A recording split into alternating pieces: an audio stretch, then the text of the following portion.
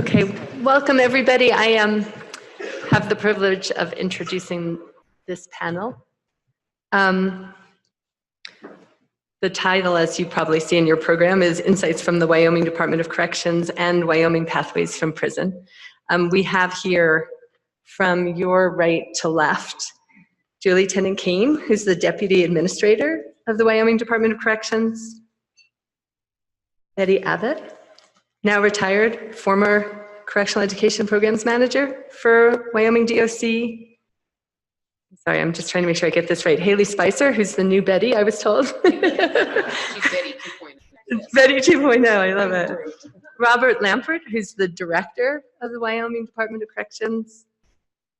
Susan Dewey, co-founder and coordinator of the Wyoming Pathways from Prison and Associate Professor, School of Culture, Gender, and Social Justice at the University of Wyoming. And Alec, Muthig, co-founder and coordinator as well of the Wyoming Pathways from Prison and Information Technology Training Program Manager at the university. I want to just welcome everybody. I'm going to run around with a mic afterwards, but I thought we would start by giving you all a chance to speak. I know you've got a plan already. Thank you so much, Jody. We're gonna, oh sure. I always think because I'm a native New Yorker, I don't need a mic, but I guess I do. So we're gonna have really a conversation with all of you today, and we look forward to your questions. We're gonna wrap up a little early at 11:40, just to make sure our connection with WMCI is strong. But in this time, we're going to hear from our experts across the panel about everything that's listed here. We're going to run through our WDOC educational programs. We'll give you a brief introduction to the great work that we've done with WPFP over the last 5 years.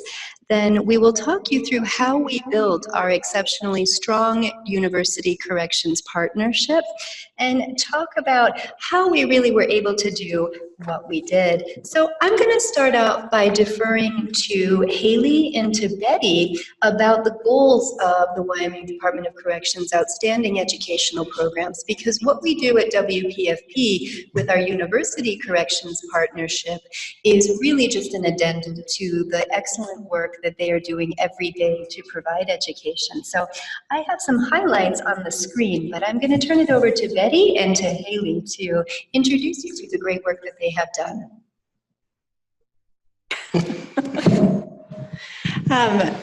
So I'm Hayley Speiser. I'm the Correctional Education Programs Manager for the Wyoming Department of Corrections. Excuse me.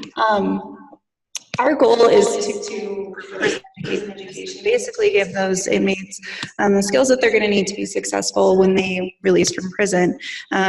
Studies have shown that resoundingly there is correlation between the treatment and programs and education that inmates receive in prison to their success after release. So we do multiple education programs.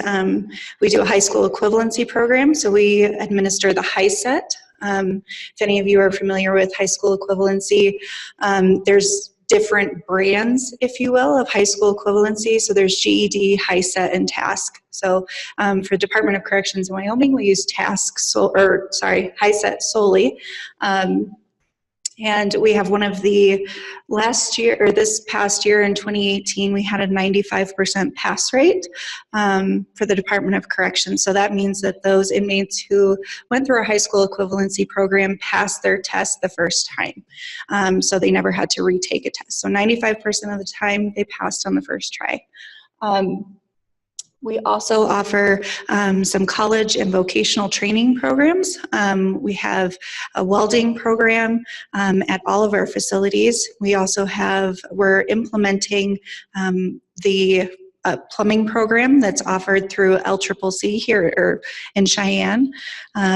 That's a brand new program that we're just launching at 2 of our facilities. The maximum security facility at the State Penitentiary in Rawlins, and also the Medium Correctional Institution in Torrington. We'll be getting that program.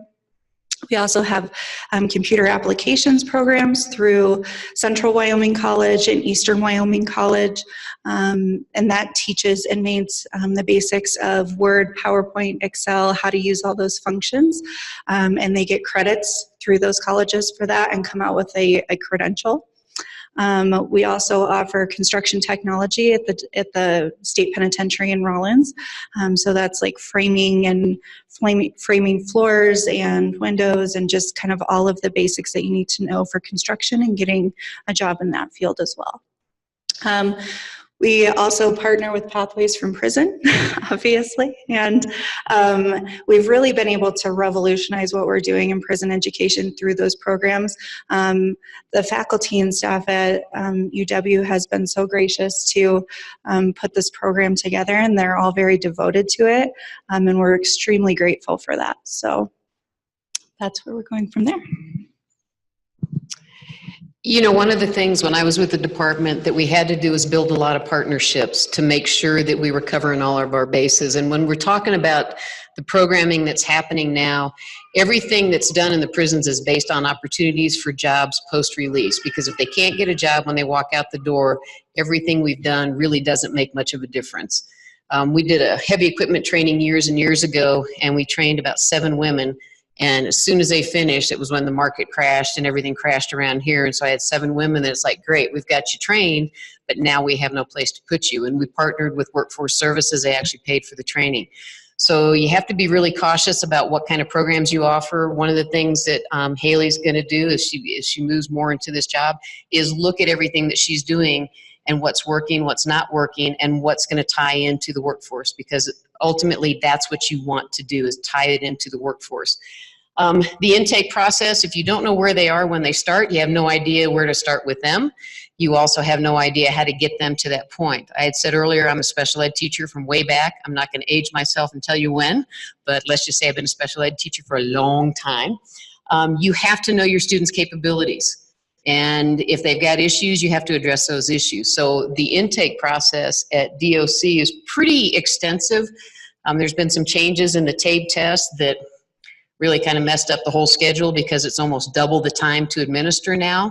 And so that's really kind of wreaked havoc on intake for the staff to get inmates through that. But it's a very comprehensive one, and they work hard to make sure that the students get what they need and individualize their programs. Excellent. Director Lampert, do you want to add? I would like to add something. Bob Lampert, Director of the Department of Corrections. I have the luxury of working for these talented people, and they make my job easy, so thank you for that. I did want to point out that thanks in large part to Betty's effort before she left,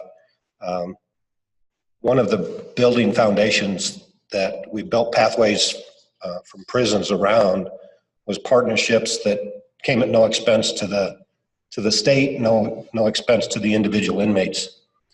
In particular, we identified the need for some vocational training type of programs that needed or that would lead to certifications through community colleges. We didn't have the ability, as you know, for a long time.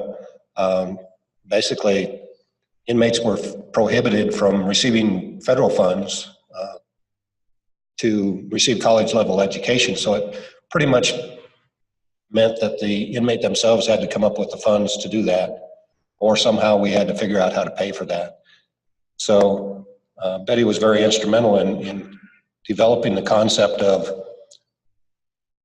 our staff providing the classroom hours to individual inmates through formalized classes that were geared towards a certain career or towards a certain certification that our community colleges offered.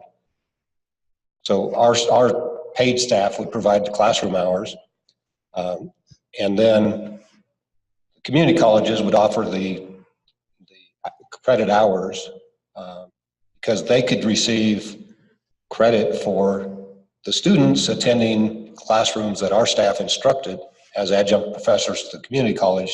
So they basically were reimbursed for tuition for an absent population, one that was receiving the credit in the prisons.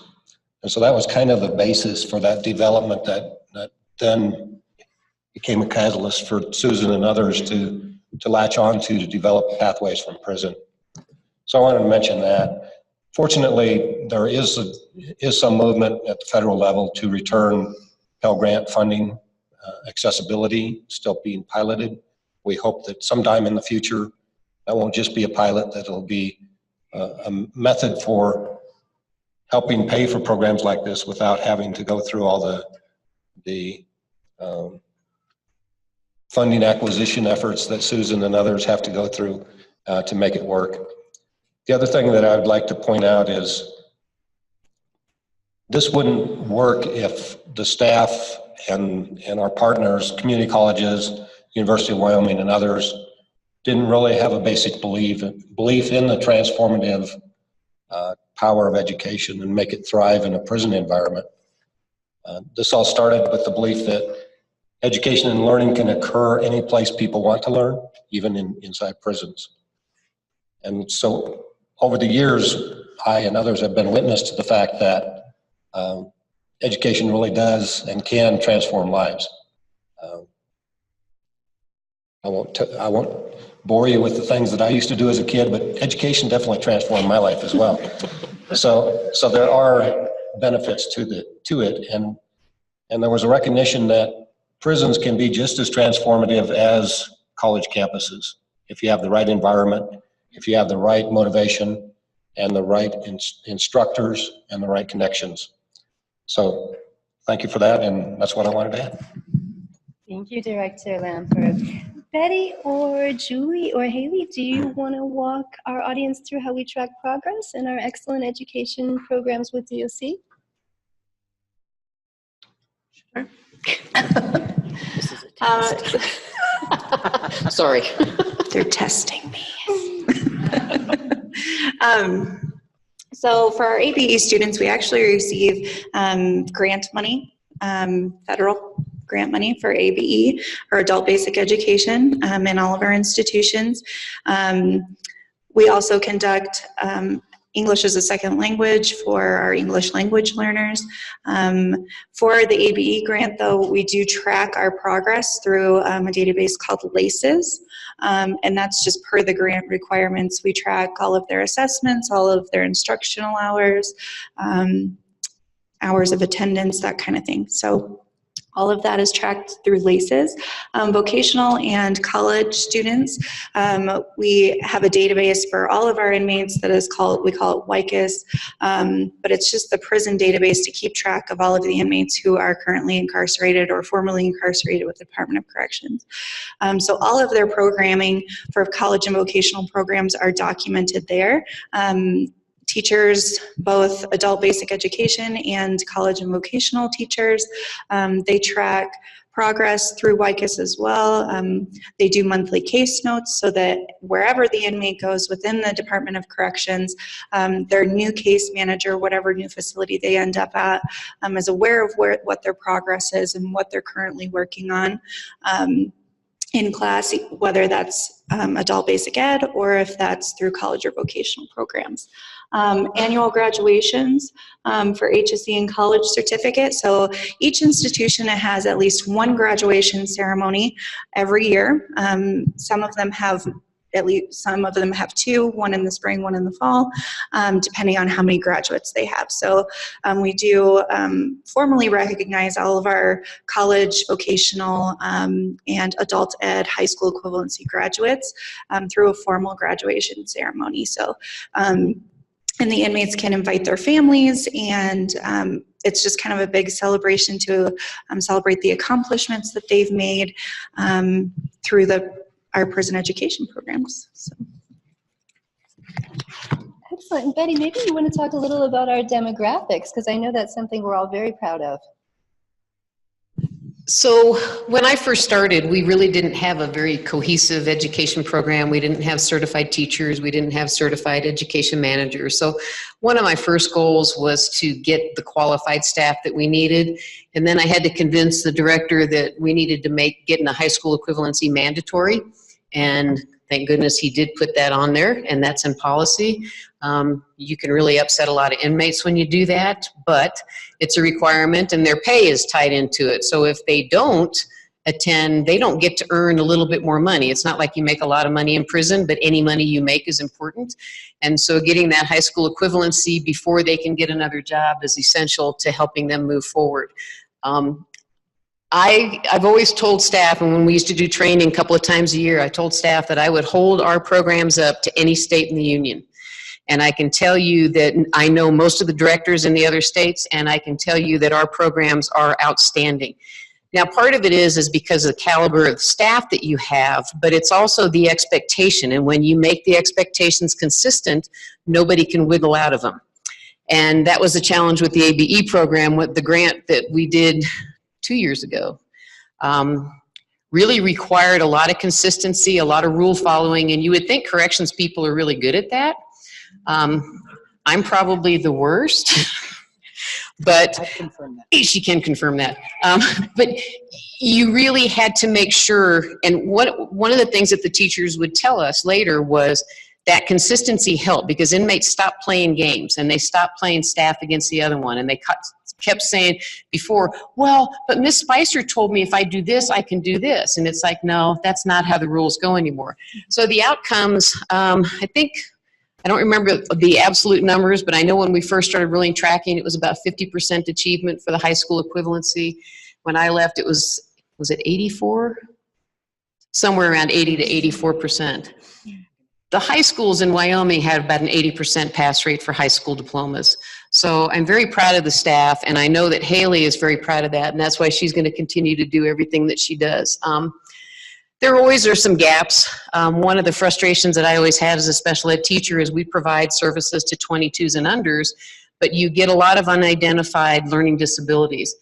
I tried really hard to get the feds to take part of the ABE funds and allow us to use those ABE funds to test people who are over the age of 22. But it's expensive to get that done. It's between $500 and $800 to get that testing done, and the feds won't do that. So that's one of my goals with CEA, Corrections Education Association, is to try and convince the feds that if they really want people to be successful, you really have to know what those learning disabilities are, and then you have to make the appropriate accommodations. So that's really probably the biggest gap. The other gap is it's money to really get all the programs going, and that's always a challenge.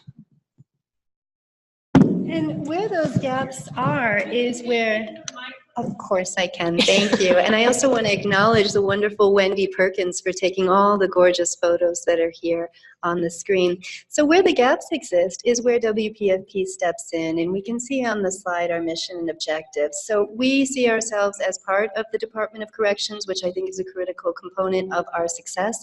I was fortunate enough to spend my last sabbatical last spring working full-time at central office. Betty was a wonderful mentor to me and really taught me how to be a correctional professional, which it was just such an honor and such a privilege.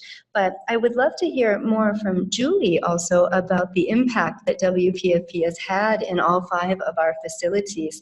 But our goals really, as we can see here, are not only to fill in the gaps, but to build bridges. For those of you who are not from Wyoming, you may not know that in our state, our sort of slogan, as it were, is that we are a small town with long roads. Everybody knows everybody, and, you know, for better or for worse, right? And we provide no-cost credit via the community colleges, which is thanks to the pioneering efforts of Betty Abbott. Long before I had the privilege of becoming acquainted with her, she pioneered this initiative that WPFP was able to take advantage of. So our college classes come at no cost to the state of Wyoming, no cost to the University of Wyoming, and no cost to people incarcerated in Wyoming, which I think is pretty exceptional globally. And it's also something that's very sustainable. And I think that one thing, Jody and I were discussing this over the break, that our rural states bring to the table nationwide in terms of correctional education is that we rural people understand the power of community.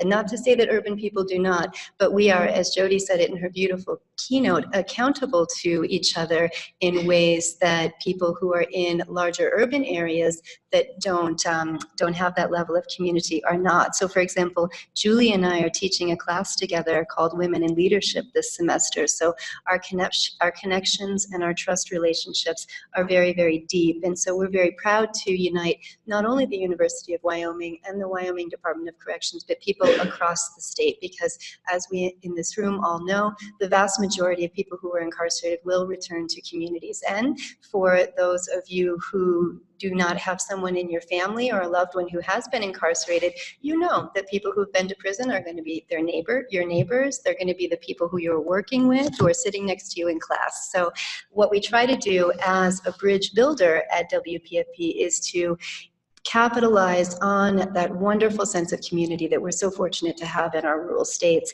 But I'd love to hear more from Julie about how this mission and how these objectives have proved successful in her view.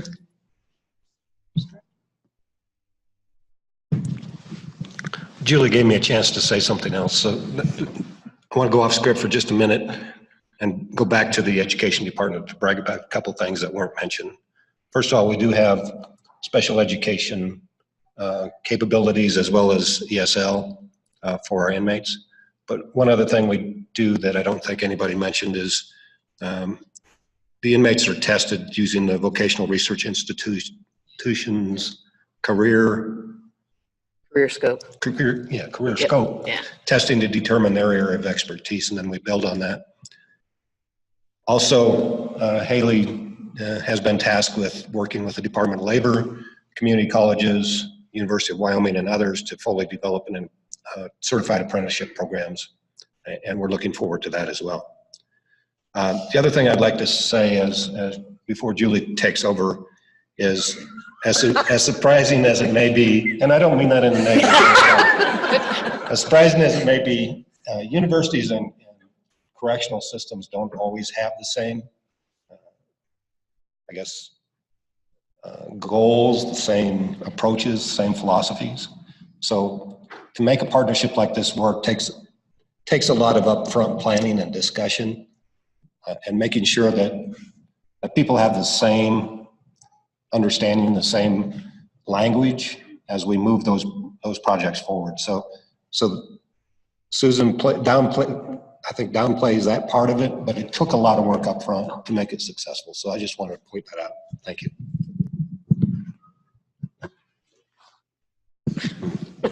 My turn to take over. As the director mentioned, this partnership has taken a long time to build, and there is a tremendous amount of trust between the university and the DOC, and there's kind of a backstory to how we got to where we are, but that would take a couple of days. What I want to share with you is what I have seen personally from the inmates who have had an opportunity to be involved in the Pathways from Prison project at some level. And also I want to share with you how that has grown into other partnerships with the university. I'll give you a specific example because this inmate I've known for a very long time. I've been in the criminal justice system in various ways for nearly 40 years. And I first met this inmate probably 25 plus years ago when she was convicted, and I worked in the district attorney's office. And she went to prison, and she is rather low functioning, and she has a life sentence, and she would not make eye contact. She didn't talk to anybody. She spent the majority of time in her room. But she participated in one of the courses, and I didn't see her from the time the course started until months after it was finished. And I was at the Women's Center, and she actually called out me by name to greet me, which is something that has never happened. She wanted to tell me about the new job that she had gotten because she had asked for a new position and a raise. And she wanted to tell me how much the class had meant to her personally and how much she had healed personally as a result of that one class. So that's only one inmate, but having known this inmate for the number of years that I've known her, it was a huge leap for her. And she credits all of that, and I do too, having known her this many years, to her participation in the Pathways program. So that's just one real life example of how this is touching our inmate population. Everywhere I go, the inmates that have an opportunity to participate have something positive to say. It has in some way touched their lives. Alec, can I tell the The Stoicism Story. Thank you. So when they first said we're going to teach Stoicism in prison, those of us that have been in prison a long time went, okay. Right? Okay. And so they did teach it, and it had a phenomenal reaction and response from the inmates who participated. In fact, they coined the term the Stoicism step back. And when they were kind of getting, somebody was kind of getting carried away or their emotions were getting a little high, somebody else would say, you got to practice that Stoicism step back. And they still use that term in the institutions. So the feedback from that one class from the men has been really significant as well. So I'm a believer in teaching Stoicism in prison. It really has touched our population in a very positive way. The other thing I want to share with you is how Pathways has really been a pathway to other opportunities between the Department of Corrections and the university. And that is through a program or a series of programs. It's not really completely fully formed, but Dr. Robin Berry came to us and said, gosh, I'd really like to help with mental health and the aging population, and how can we as a university population help you? So that's something else that we're working on, is a cooperative effort between the psych department and Dr. Berry, who is here today, and the prisons as well. So it's just, for us, it's been tremendous. And over here in the corner, which is typical of our group, you'll find the wardens, deputy wardens, associate wardens, the prison administrators, and they could probably speak much better to individuals who have changed their behaviors and are going to be successful more than I can. So which one of you shall I put on the spot? Wardens, honestly, do you have anything that you want Warden to add Pacheco, about the impact? you like to talk. He We does like you to like to talk. talk. Oh, you have Gives you about 30 seconds to plan what you're going to And say. Wardens, I'll go ahead and move forward to some of our greatest hits with classes, huh? Just to kind of jog your memories. First, thank you, Julie. Payback. I do want to talk a little bit about education. I'm one of the end users, and everybody on the table up there has provided an opportunity at my facility. One of the workers, the ed manager at WSP, is sitting in the back, who literally puts the rubber to the road to make this happen. I got a few things to say. I'm glad for the opportunity. Thank you, Julie. You're welcome. Talking about education as a whole, I had the opportunity, I had an inmate who was 55 years old and had been incarcerated off and on for 18 years. Did not believe at the age of 55 needed to have his GED, his high set. Did not, I can't tell you how many conversations we had over an 18-year period regarding this one topic. It come down to, he had been at my facility for a few years. I can't tell how many pre-tests he passed, but he could never pass the final test. Betty was there. Betty, we dealt with this individual. And passed the test at 55 years old. He was paroled at 56 years old. He had a family, had a daughter. 6 months after he got out after parole, he called me out of the blue. He's driving in a pickup to his next job site in Wyoming, because that's where everybody goes, back to the oil field to go to work. 7:30 in the morning, and he says, I recognize the voice. You can't forget the voice after 18 years. And he said, thank you. And I said, what are you doing? He goes, driving to work. He goes, I'm with my daughter. I've got my own truck. We went on a motorcycle ride last week. I've been out 6 months, and it wouldn't have been possible without the things that you made me do. But it wasn't a make, it was an opportunity that was provided through individuals like them up at the table. The Stoicism class. Julie, you were so right, going, what? Because here's what we do. We do ABE and ESL, and we do carpentry class, and we do all those things. And I'm like, well, let's try this. Hayley remembers, because I'm like, I don't even know what that is. But please teach me. And here's what happened. Doing these things provided not every inmate is the same. So it provided a menu, and it's the same inmate isn't going to be in GED that's in the construction trades or the Stoicism class. So it provided a menu of education that is hugely beneficial to the institution, and it's those individuals sitting at the table and the person sitting in the back of the room physically making it happen. So I appreciate, and it's hugely important what we do, and thank you. Thank you, Warden. We appreciate your insights very much. And I'd like to take a minute in the 5 minutes we have remaining to acknowledge those of you in this room who have taught for us. I see Leslie Wagner, who has taught mindfulness. I see Rob Coulter, who of course has been a leader with Stoicism, and of course Alec Muthig, Robin Barry, who taught a beautiful introduction to psychology class. And one thing that I want to mention before we open it up for just a few questions in the time we have remaining is that every class we teach in a correctional setting is absolutely according to the same standard that we would use in the classroom at the University of Wyoming, but our faculty go above and beyond by tailoring those classes, as all of those of you in this room who have taught in prison. I see Cody too, who's also taught philosophy in prison, and I'm sure there are others who I'm missing. I apologize to you.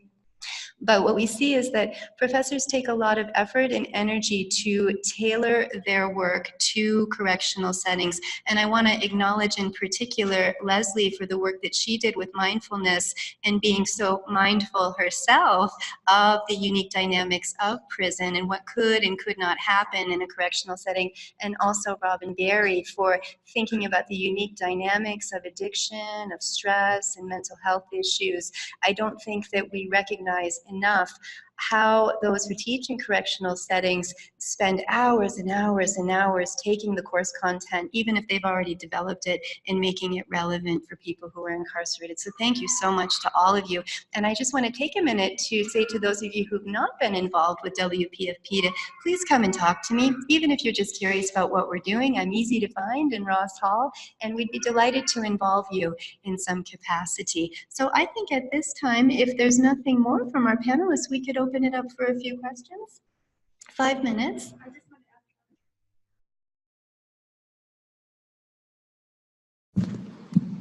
Not particularly. Everybody did a wonderful job. But really that transformative education, we heard stories here already, and you'll hear stories about this throughout the next 2 days. It's that transformative piece that is what Pathways from Prison, I think, is focusing on.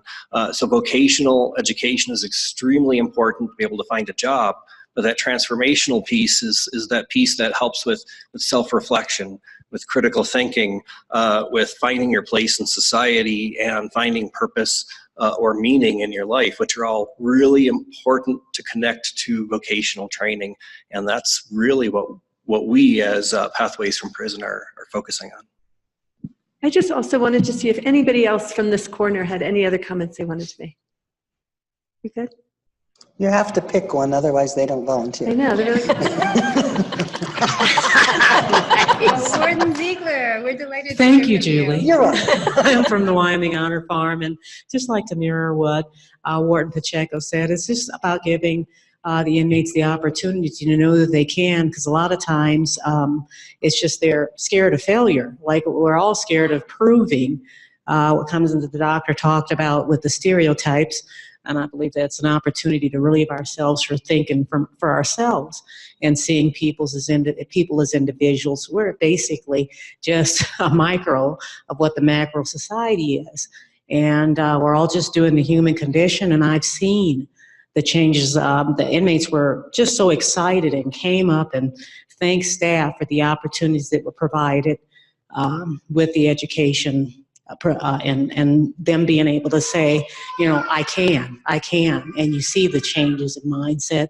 We're all absolutely on board with this and support it because most of the inmates will be coming back to the communities, and we like to send them back out in better condition than what they came in. And that's basically saying you can, because for us to think that we're any less or more capable of anything they can or have done, they're not.